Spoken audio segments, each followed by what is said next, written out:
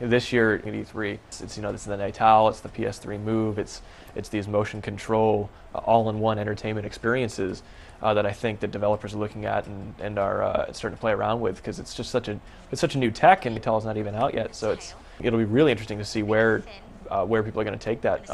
You know, of course, the intuitive. The first thing that comes to mind are, you know, maybe boxing games or dancing games or, you know, tennis games or golf games, things that are very, you know, motion friendly, but, you know, maybe even a shooter or an RTS will start using these motion controls, and it'll be great to see how the industry sort of propels and innovates that forward.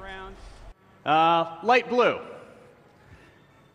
So kind of anxious, probably like everybody else, to see what they bring and how the fidelity and latency and everything for the motion control games, actually how it plays out and how useful is it in gameplay.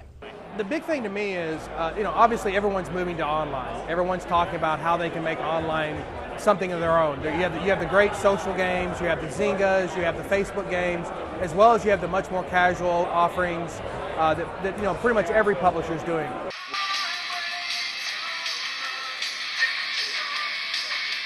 The Facebook games, the online games, what are people going to do with iPad, what are people going to do with iPhone? You know, all of those games have gone massive. You know, they're not expensive games either, so it's kind of interesting to see people kind of having this almost just taste it consuming of these little 59-cent or 59p games. It feels to me like it's the start of a new kind of type of gaming.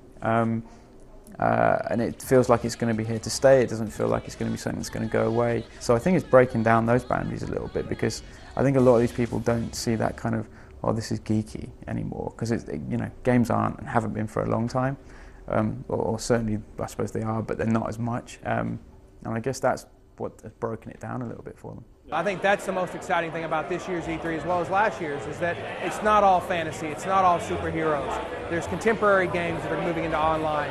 Obviously there's military games, there's, you know, horror games, everything's moving into online, and that's the most exciting thing. We will lead their hearts and minds to absolute peace. Those who deny us fight for the wrong side of history and will not survive. Assassin's Creed just had like the Brotherhood, I think it's called. It was announced by Ubisoft, and I'm wondering if they're going to make a good showing at E3. You know, personally, I'm kind of a single player guy. I live for good action stories. So you know, with Black Ops, of course, we're telling a pretty good story this time, so that makes me happy.